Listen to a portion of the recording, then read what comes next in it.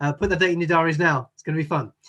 So this session is going to be led by Joel Harris from Kintsugi Hope, who's got an amazing story of his own. So it's brilliant, Joel, to have you with us today.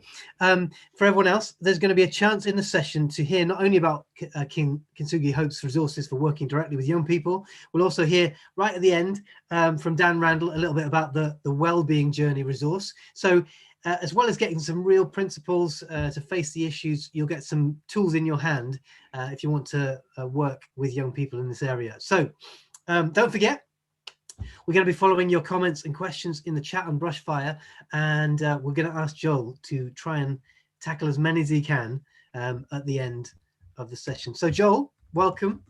Great to have you with us today. Yeah, thanks for having me. Great. Okay, well, I'm going to hand over to you now to lead through the session, and I'll pop back to help piece through the questions later on. Over to you. Awesome. Thank you. Well, hello, everyone. It's really good to be with you virtually. My name is Joel Harris. I'm the youth coordinator and student coordinator at Kintsugi Hope and TikTok creator for Make Jesus Known. A bit about my background. My background is that throughout high school, I did social media as like a kind of a part-time influencer job thing. And throughout that and over my own journey, I've experienced what poor mental health is and just how controlling it is. So for the next hour, the plan of action is I'm going to speak for a bit. Throughout that, I'm going to give you 3 moments to fill in either on your nice little brochure, how cool are these, or in your own journal, some feedback, some thoughts of your own, some action points for you doing. So make sure you have that at hand or a pen and paper at hand, and then from there we'll answer some questions. So if you do have any questions, please do put them in the chat below and we'll talk them through a bit later on. The NHS released some research in July 2020 stating that the proportion of children experiencing a probable mental health disorder has increased over the past 3 years, from 1 in 9 in 2017 to 1 in 6 in July 2020. This figure is rising. So how as a church, as youth leaders, should we approach this issue? Who's here broken a bone? Put in the chat if you've broken a bone. When I was 5, we went to watch a family friend of ours run the marathon, the London Marathon. And if you've been in London on marathon day, you know it is packed. It is completely packed. The tubes is probably where COVID started. Like it's not COVID safe. Everyone's all touches like this. You're squashed together. And as a 5-year-old, all I wanted that day was a Mr. Whippy with flake and sprinkles. That's all I wanted. All I ever wanted was a Mr. Whippy with flake and sprinkles. And finally, I got it. I got the Mr. Whippy with flake and sprinkles, and I was so happy. And then on the way, we were going down. On the way, we were going down to the tube to our next stop, and I forgot to get off the escalator. I was so keen on this ice cream that I forgot to get off the escalator, and my foot went underneath the escalator. Do you know how this escalator goes underneath? My foot went underneath it. And I fully just tripped. I had to get my parents had to pull my leg out from underneath the escalator. And we found out later on that I broke a bone and I cracked a bone. Now imagine with me for a minute, if then the next day I went to church and I was told it was a lack of faith that I'd broken my ankle. Or I was told not to take painkillers, but pray to God that the pain would go away. Or if I was told that I was not right, I wasn't a good Christian because I'd broken my ankle. Imagine if I was embarrassed to tell my youth leader that I'd broken a bone, because Christians shouldn't break their bones. They should be perfect all the time and they should be happy and nothing should be wrong with them. It would be upsetting and not right for someone to believe that. But that's exactly what's been happening in the church sometimes, and what a lot of people think about the church when it comes to mental health and the church. Because Christians, we see Christians and youth leaders and church leaders talk about all the good stuff, don't we? Like, we see them being happy, we see them, their life is great. And we see ourselves like, oh, we must be the only ones struggling with poor mental health because nobody talks about it in church.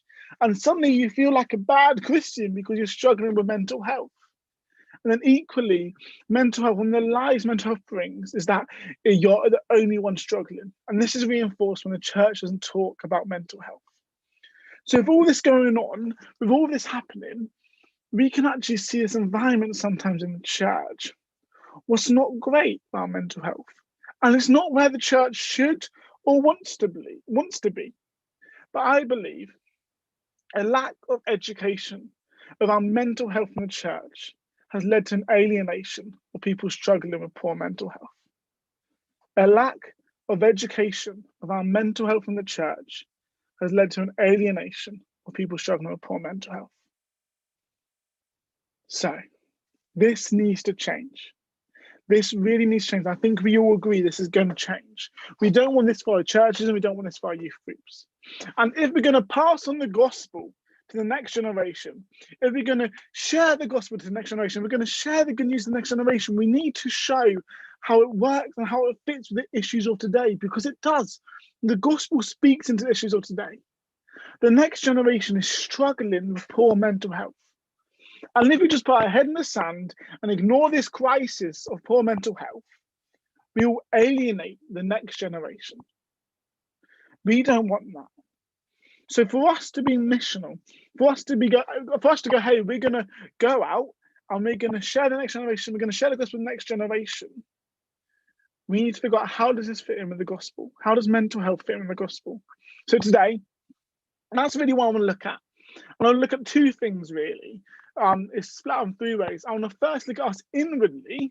As a church, how do we sit with poor mental health? How do we sit with this topic of mental health? How does it work? Because if we're going out and sharing the gospel and getting young people to come to our church, is the church a safe space for them to come? And then once we look inwardly, I want us to look outwardly. What are we saying about the gospel of mental health? How are we sharing it? What's our proclamation? So today, I'm going to share this through 3 Ps. I know Tom did 3 Ps in the earlier session. I've got 3 Ps as well. And they are our posture, our presence, and our proclamation.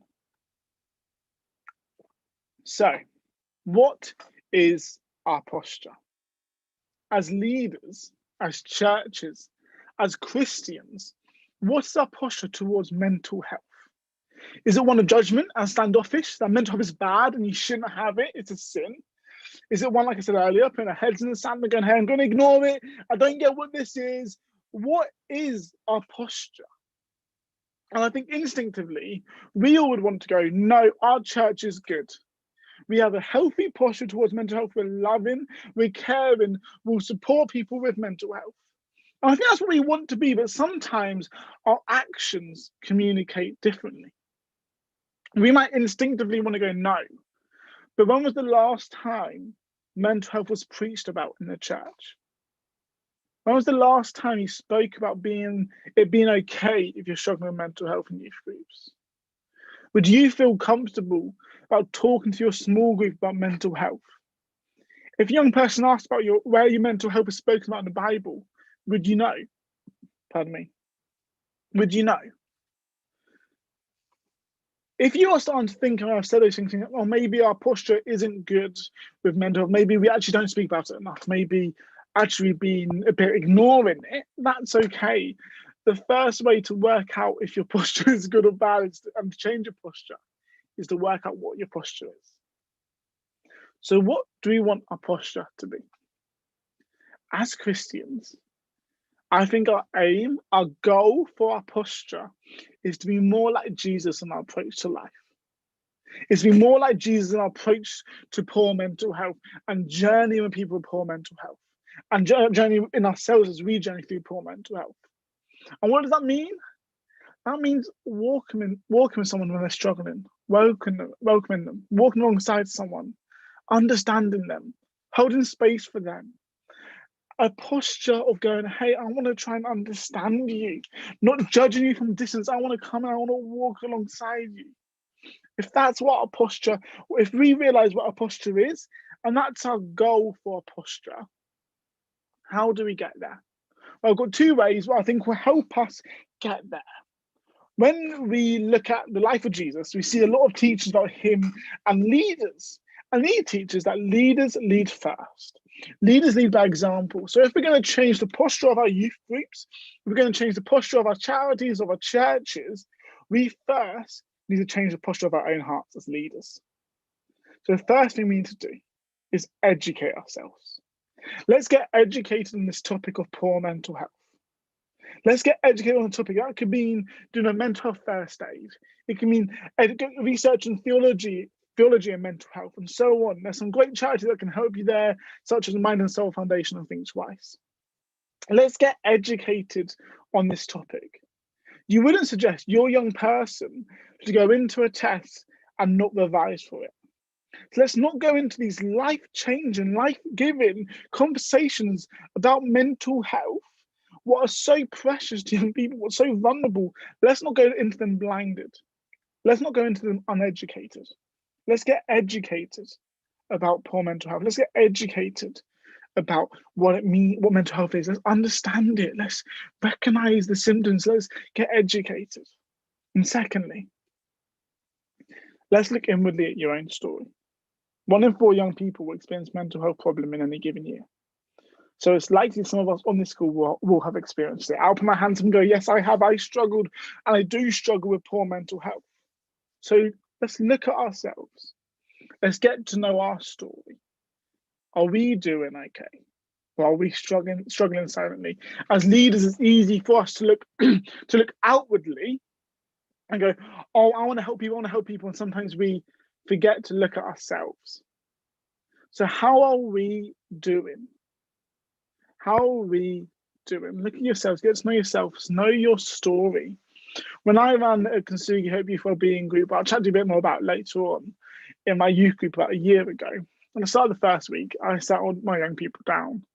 And I went, hey guys, last year, you thought I was all loving life. You thought I was living my best life. Well, actually, I was depressed.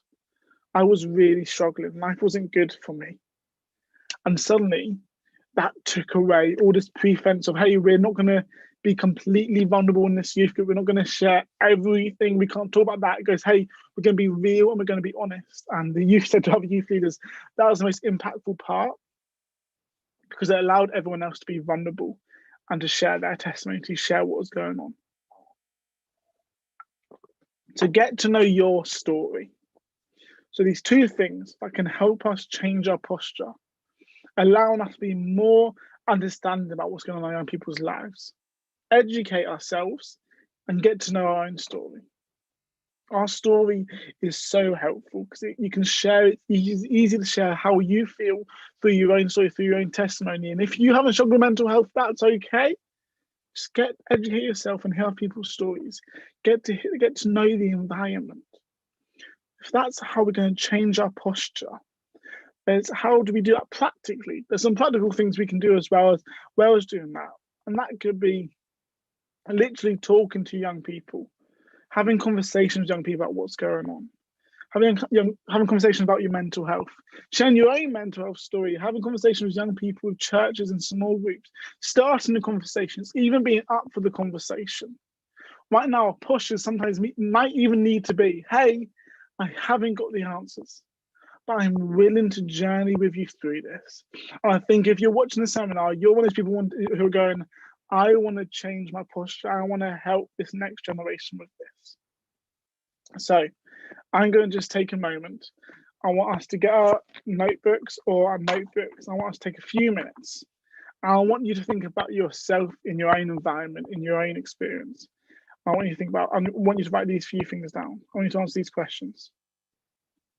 What does your church or youth group say about poor mental health?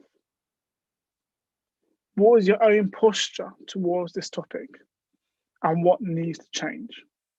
What does your church or youth group say about poor mental health? What is your own posture towards this topic, and what needs to change? Let's take about 2-3 minutes, and I want you just to write down, to have a think in your own setting about and answer those questions.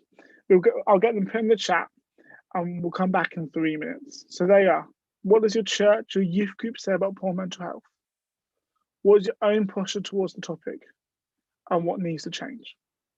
Be back in 2-3 minutes.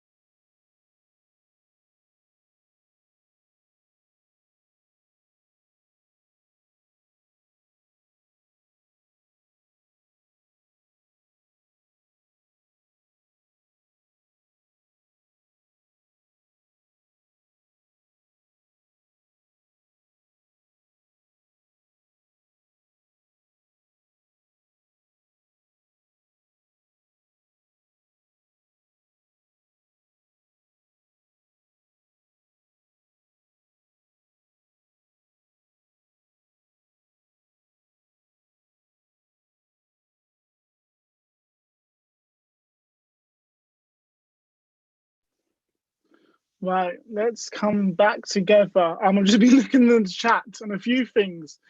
Some of you have broken your elbow, your toe, leg, wrist, loads of stuff, blimey. And some people have been chatting about the TLG course. TLG are incredible. Look at their stuff. I can't recommend them highly enough.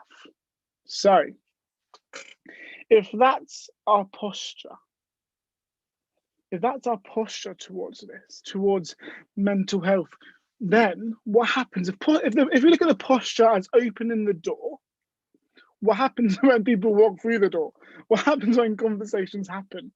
What is our presence? What was our presence when young people come and speak to us about poor mental health? It could be a number of different things. It could be one of, okay, let me fix you straight away. Or is it a dismissive statement, putting it down to hormones, like, oh, they'll get over it in a few years? Is it inviting when it comes down to poor mental health? How do we journey with them well? But the best person we all know who journeys with people, who does it the best, who models it, is Jesus. And we see Jesus modeling how to journey people well in Luke 24, to the road of Emmaus. You can find this full story in Luke 24, verse 13 to 35. So Jesus just risen, and he decides to spend the morning walking with two broken people. And we see it here, just an incredible model of how to walk with people who are in distress well. I'm going to read verse 14 and onwards to you, just for a few verses. They were talking with each other about everything that has happened. As they talked and discussed these things with each other, Jesus came up and walked along with them. But they kept on recognizing him. He asked them, "What are you discussing together? As you walk along?" They stood still, their faces downcast. And they go on to explain how they're upset because Jesus died, and besides they thought he was the one. They're distressed. And it would have made sense. It would have made so much sense for Jesus to go, "Hey, don't worry about it.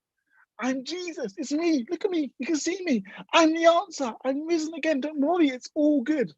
That would have made so much sense. But instead, he goes, "Hey, tell me more." He listens. He walks with them. He journeys with them. He makes sense. He lets them speak. He hears their distress. He hears what they're saying. And then he helps them. Then he speaks to them. He held space and then he helped them. So what can we learn from this? We can learn a few things from this passage, as well as the life of Jesus as a whole, of what it means to journey with someone well. How it means walking along with them. And how do you do this well? I picked up 2 or 3 things I just want to point out on how we can journey and walk along with people well on this journey of poor mental health. And the first one is being consistent with your young people. Consistency is key. One of the best things you can do when you're walking alongside young people is to be consistent, is to show up, to turn up. Why? Because it says to young people, you're reliable, you're there for them, you love them, you're on their side. Consistency is key. Think with me for a minute. When you're in a crisis, when you're in a disaster, when you're distressed, who do you call? Someone who's reliable and consistent. The other week I had this terrible scenario. It was Valentine's Day, and my girlfriend is living with us at the moment. And I thought I'd be romantic because our first Valentine's Day. I thought I'll do a picnic in the car overlooking the Suffolk Rivers. Very cute, very romantic, I know. And so I drove us there. I took a wrong turn down a very steep hill. It was a dead end, and it was when it was snowing. So it was very icy. I turned around and I realised I couldn't get back up that hill. There was no way I was going to get back up. I was stuck. So instead of spending a few hours eating nice food, overlooking the Suffolk view, me and my girlfriend spent 2 hours with sticks trying to de-ice a steep hill in the middle of the countryside. And we tried for 2 hours and we did a really good job, but we just couldn't get far enough and we were stuck. So I called the most two reliable people in my life, my parents. And they came and helped us. They came and helped us out. I know it's romantic bringing your parents onto your Valentine's Day date. It went down well. But I called my parents because I was in a crisis and they were consistent. In times of crisis, people look to people who are reliable and consistent. This is what we should and want to be for our young people. Consistent, reliable. So when they're struggling, they will journey with us and talk to us. And secondly, this one's harder. This one's a lot harder. Consistent, showing up is good. But secondly, it's allowing them to talk. I'm not trying to fix them. It's giving them room to talk. Jesus teaches in this passage, even if you have the answer, giving someone room to speak first and to be heard is right. And it's really hard, isn't it? I know for me, I'm a fixer. So when I, as a youth leader, when my young people come to me and they're like, Joel, something's wrong, I want to just fix them. I want to help them straight away. I want to go, hey, I can do this. I've got this. I can help you. But Jesus didn't do that. He allowed them to speak. He listened. He listened to them, and then he helped them. He held space for them. And then he put them on the right track. You can't expect young people to listen to you if you're not willing to listen to them first. And I was thinking about this, and this is so true. When I go to my mentor session, I want to be heard. Like, so when I go to my mentor session, I'm like, hey, this is happening, I'm struggling. They'll go to me. Imagine if they went to me, this is what you need to do, this, and this, and you'll be good. That's not right. That's not what I want. What I want instead is for them to listen to me, for me to be heard, for them to understand me and then help me. And this idea is called holding space for someone. It's this idea in therapy. And you've probably heard me say this now a few times. And holding space for someone simply means to physically, emotionally, and mentally present for someone when they are understanding their feelings. It's simply being there for them, not trying to judge them or fix them, but to be present. To hold space for someone when they're working through their feelings. And it's really hard because we do want to fix our young people, but we can't sometimes. We need to let them be heard. Pardon me. Have you ever had it where someone comes to you and they're distressed, they're upset, and they speak to you just for half an hour and they go, thank you so much. That was great. That was incredible. Yeah, of course, but I didn't do anything. I didn't say anything because you didn't need to. You held space for them. When someone's struggling with poor mental health, holding space for them is key. Holding space for them allows them to know that they are loved, they're accepted, that they can work this out with you, that you're present, that you're walking alongside them. And Jesus did this incredibly. But Jesus took it one step further. He didn't just hold space for them, but he helped them. He then helped them. He spoke to them about what they can do. He corrected them, he put them on the right path. But he didn't do that until he'd held space for them. So, our presence, what should it be? It means walking alongside someone well. It means journey with them well. It means being consistent, holding space for them, putting them on the right path. Pardon me, not trying to fix them. Jesus took time to understand them, to listen to them, to walk alongside them before he tried to help them or correct them. This is the attitude we should have when it comes to helping our young people through poor mental health. Not trying to fix them straight away, but giving them space to be open and for us to hold space for them and then put them on the right path. So, our presence. I'm going to take time now and get some water because my throat is coughing. But I want us to answer these 3 questions now. I'm going to give us 5 minutes. What do you want your young people to hear from you about poor mental health? Is it judgment and putting off the hormones, or is it something else? What is your presence to young people right now? And how can your presence be better when it comes to poor mental health? What do you want your young people to hear from you about poor mental health? What is your presence to young people right now? And how can your presence be better when it comes to poor mental health? Let's take 3 minutes. I want you to think in your own way about that.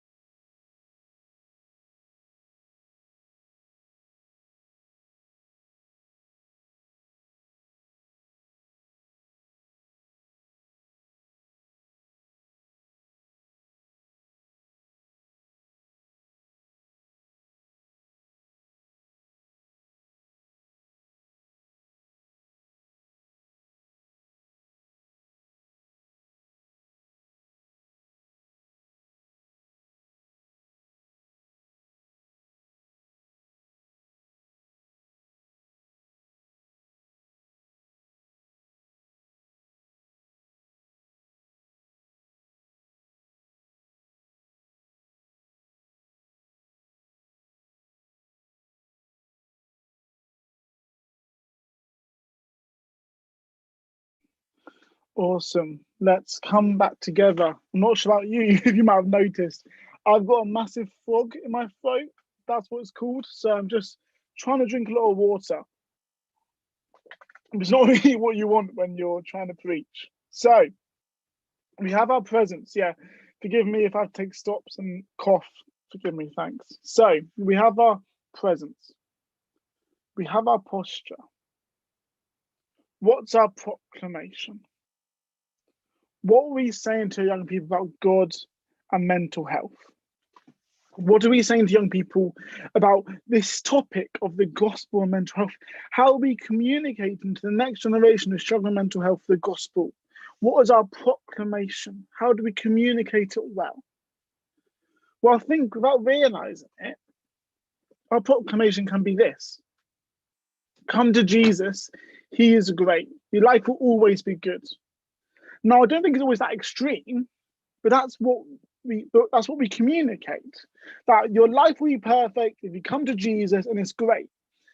And the reason that can be communicated that way is simply because when we as youth leaders are role models to young people, and if we don't chat about what's going wrong in our lives, if all we show is the good bits, the highlight reel, our young people can very easily jump to the conclusion that to be a good Christian, your life needs to be great all the time. To be a good Christian, your life needs to be great all the time. Then suddenly they're trying to live up to this expectation that, hey, as a Christian, my life needs to be perfect all the time. And suddenly they're falling short, obviously, because they're not perfect. And they're always thinking they're a bad Christian because their life isn't great. Do you see how damaging that is? If we don't share our brokenness, if we don't share our brokenness, we then share this idea that as Christians we need to be perfect all the time. And it puts everyone an idea, hey, I'm never going to achieve that. And if we do that, we start to alienate everyone in the world because no one's perfect. It's not relatable. And it's not a true biblical proclamation.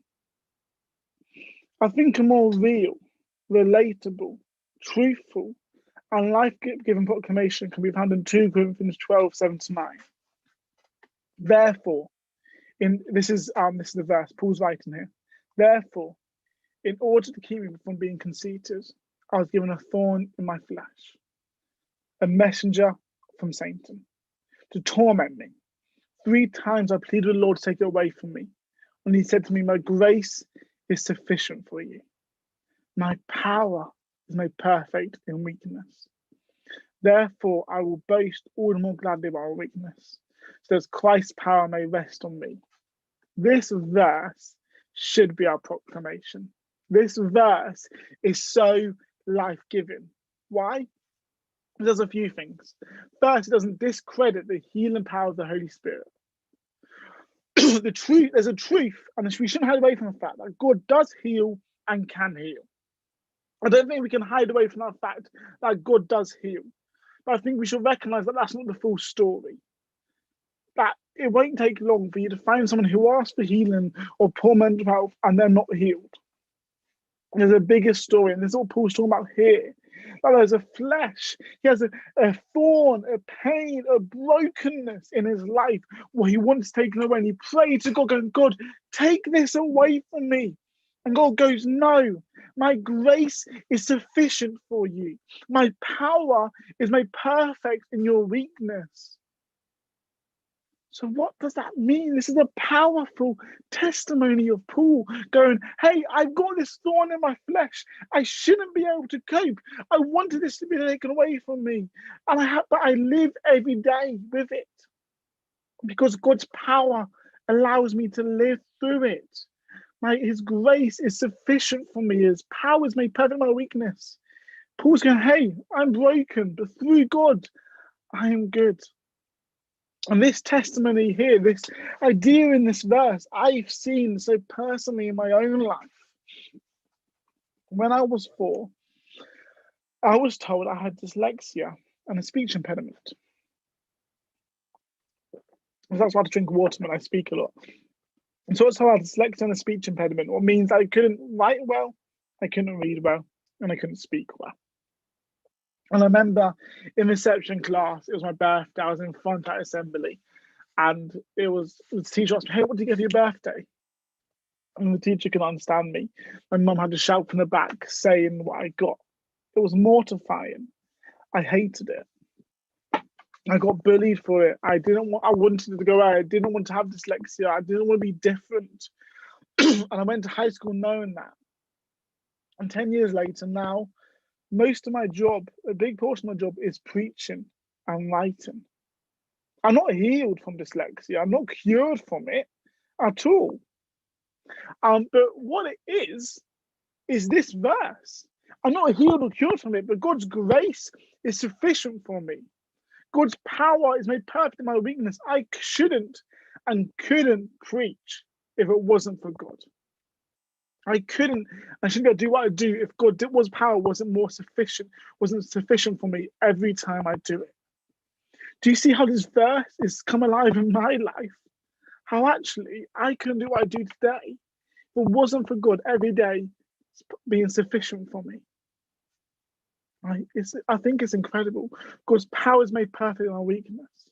In the church, we tend to promote from the front the healing testimonies, the healing stories, when someone's cured from something. I do think it's great.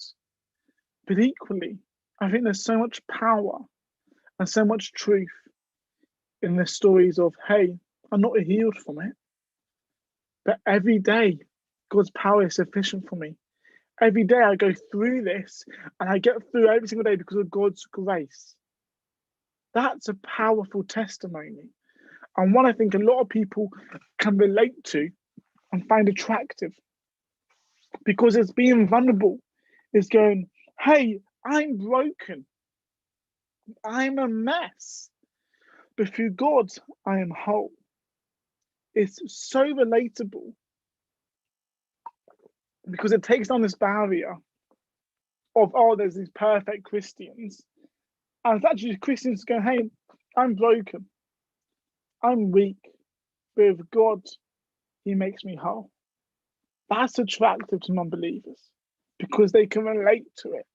They can connect to their brokenness because we are broken as humans ourselves. This should be our proclamation. A proclamation of, hey, I'm a mess. I am weak.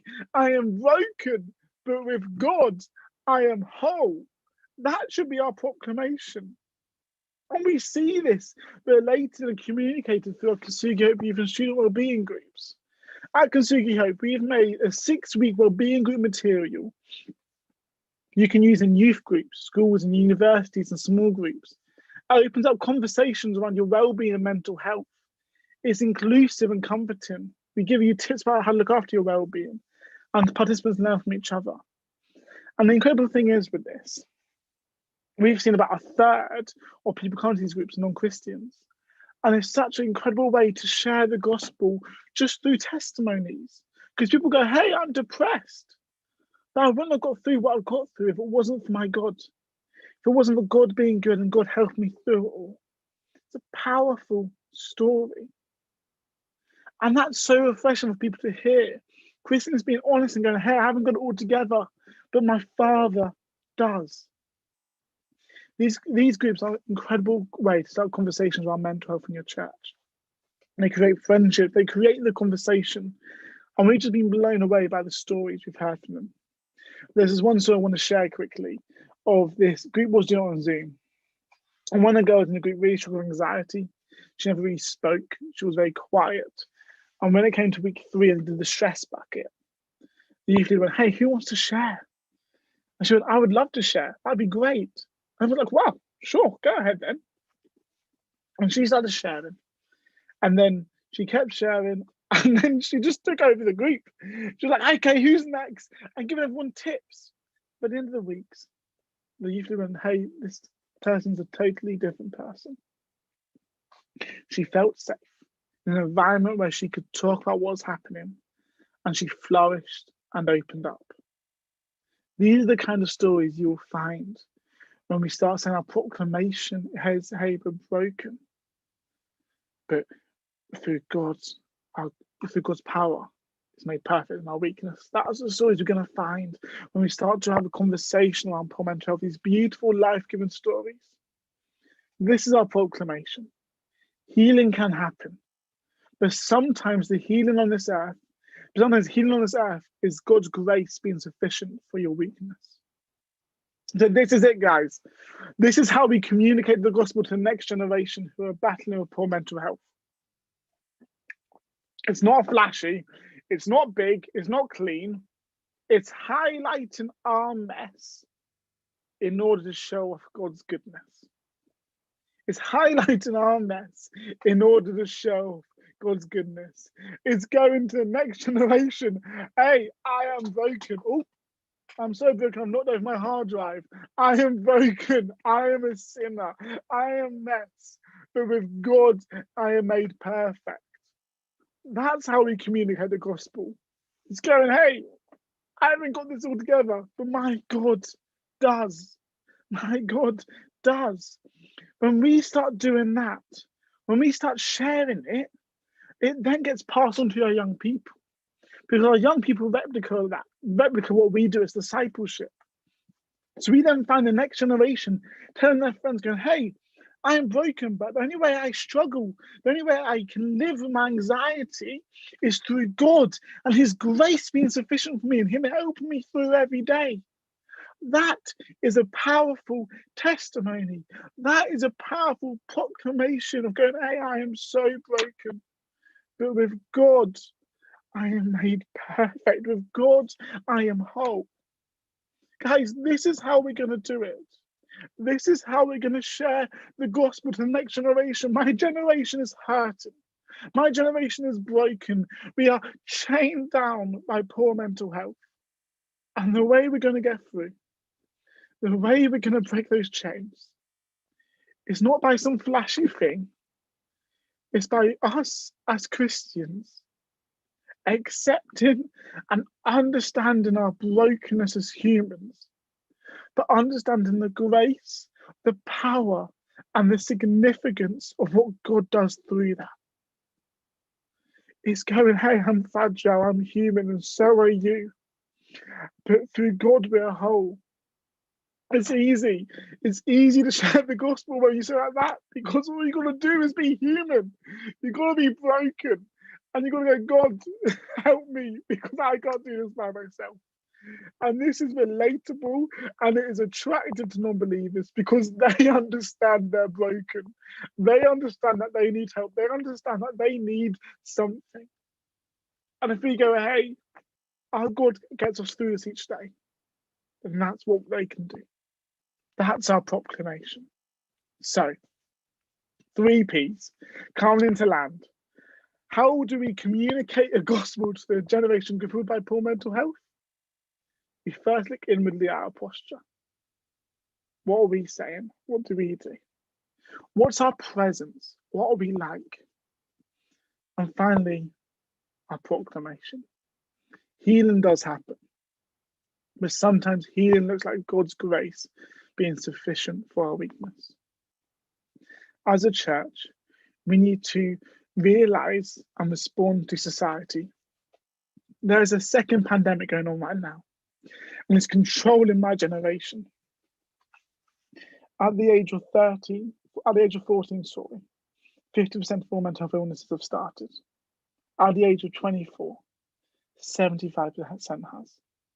This shows me if we help our young people look after their well-being, then in a few years' time, we won't be in the same pandemic. We won't be in the same thing where people are struggling and grappled with poor mental health. At Kintsugi Hope Youth, we've really made something to equip the local church, to equip charities, to equip the local Christian organisations to start these conversations, to break the shackles of shame that poor mental health can bring. This has been done in partnership with TLG and Teens in Crisis. It's been worked through, we've piloted it, it's done it, it works. It's communicated through 7 different learning styles. I don't want to be a big plug. I don't want to share an aspect, but I want to go, hey, we've got something here that works.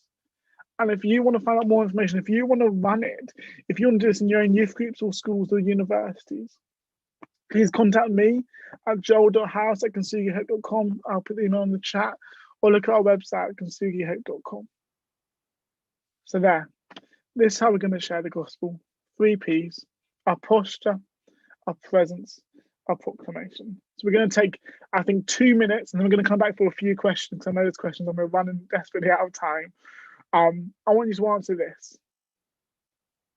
How can you become more authentic in your proclamation? How can you build communities that are safe and supportive? And what is one action point you're going to take away from this to help show the gospel to the next generation?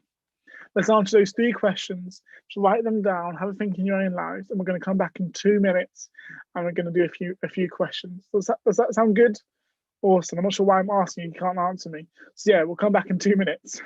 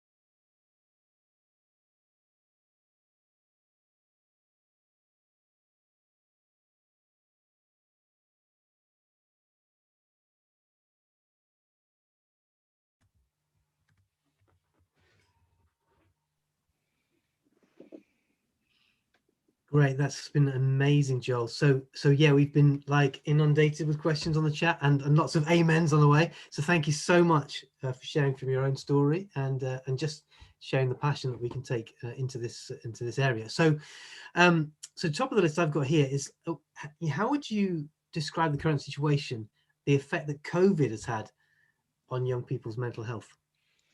Yeah, it's I believe, and from what I've spoken to youth leaders and my own young people, it's had a devastating effect. And unfortunately, we're not going to figure out how big this effect was and is until they're back to school, because that's where it's picked up most of the time. But how I like to explain it is this. So as a young person, you have a lot of security. You know you've got to wake up at 7 o'clock every day. You have your breakfast at 8, at 9 you're in school. It's boring for 6 hours. You come home and you do a bit of homework. You play on the Xbox. You go out and then you go to bed and you repeat that. And you have that security of seeing your friends every day, of that whole routine. You know this is going to be the same thing for the next 4 years, and you don't realize how much of a security that is until it's taken away. What COVID did was pull the ground from under the feet of all of it. They pulled the ground under the feet of all of our young people. So suddenly all their routines are gone, all their rhythms are gone, all the security is gone. For the past so many years, they've been grilled into them that exams is the most important thing these next few years. And suddenly they can't do exams. So what's their purpose? So suddenly they're feeling very insecure about all this.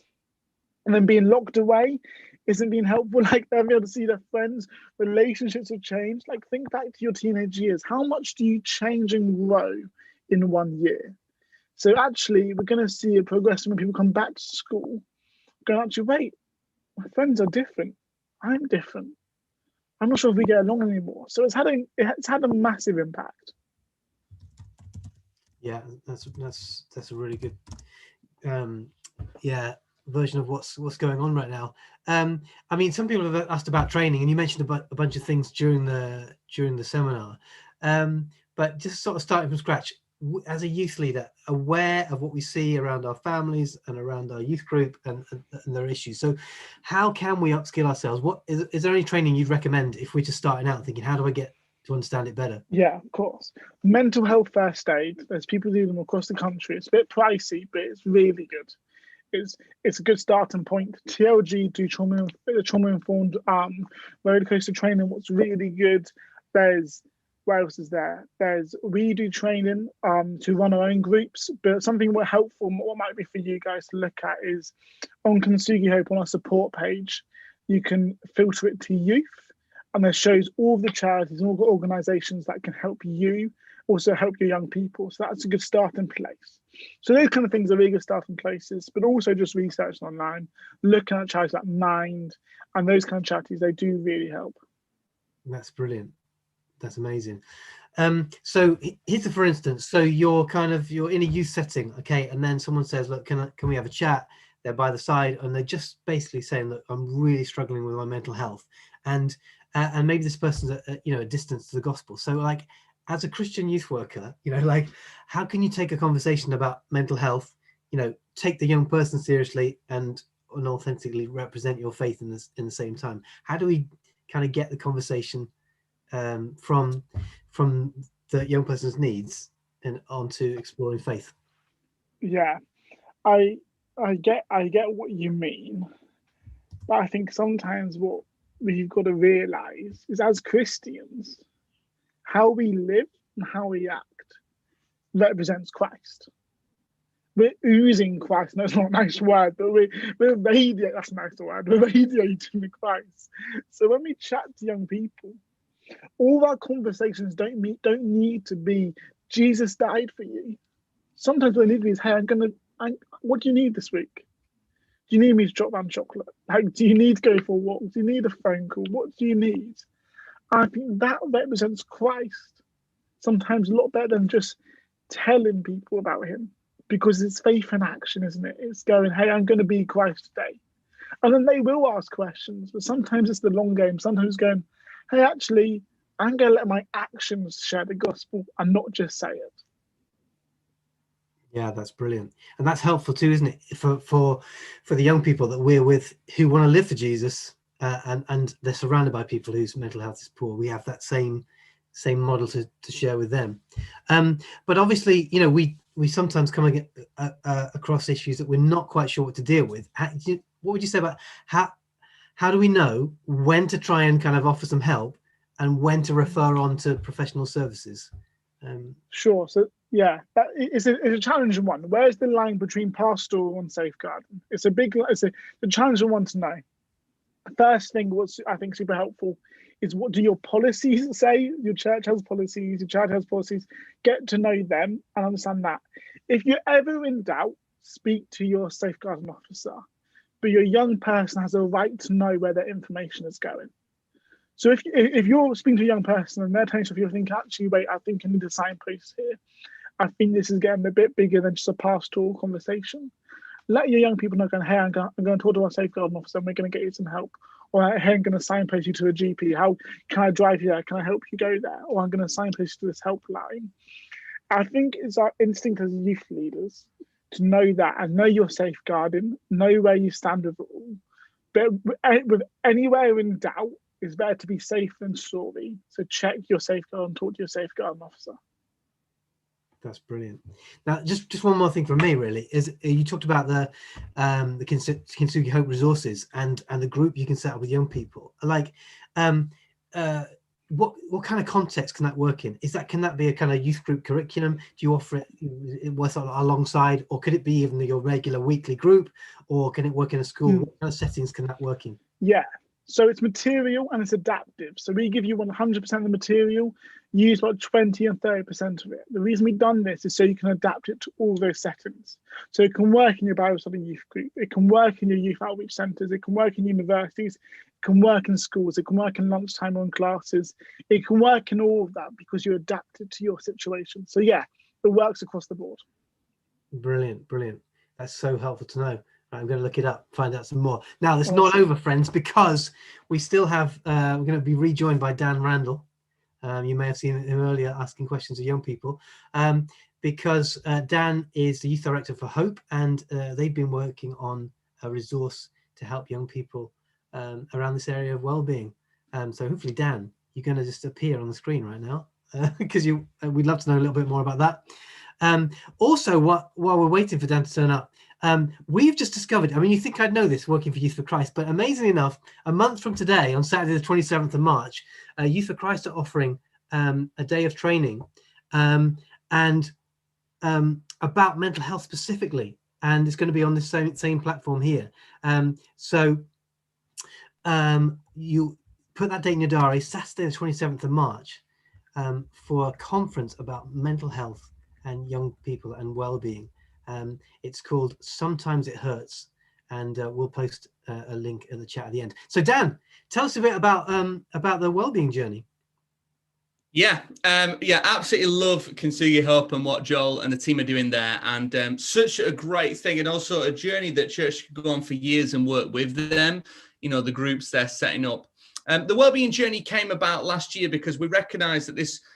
With a number of other people, that this was going to be a huge tidal wave of an issue, particularly for young people, but also for anyone of all ages. And we specifically created the Youth Wellbeing Journey in conjunction with a lot of great people, including Kingsgate and SU and ourselves as Hope and others, to name a few. And we wanted to create a space where churches could begin to explore well-being and then begin maybe some of the Kintsugi Hope groups or some of these things specifically into mental health. And so the Youth Wellbeing Journey is available. It's an 8-part video series to take young people through. There it is. And basically, we really didn't want just more great youth workers talking about well-being. We've got some of them on there, but in terms, we wanted to actually take 4 young people and help them on a well-being journey themselves. And so that's what we did, and we filmed it. And so it's incredibly exciting to see, and it's a great journey to invite young people along. There are brilliant youth workers on there sharing about it, bringing some great input, and also experts in different areas of well-being, financial, spiritual, relational, physical, the different areas of well-being, emotional as well. So yeah, get involved in that. The website's there as well. That's amazing. And just because this is the evangelism conference, like what's the best way to kind of put use the well-being journey in reaching young people that don't yet know Jesus? I would say the best way is because we've set it up so that it's accessible for non-Christian young people. So it's a really great peer-to-peer resource. Young people inviting their friends along. So, you hosting it online or hopefully in person in the future, and really encouraging people to invite friends on.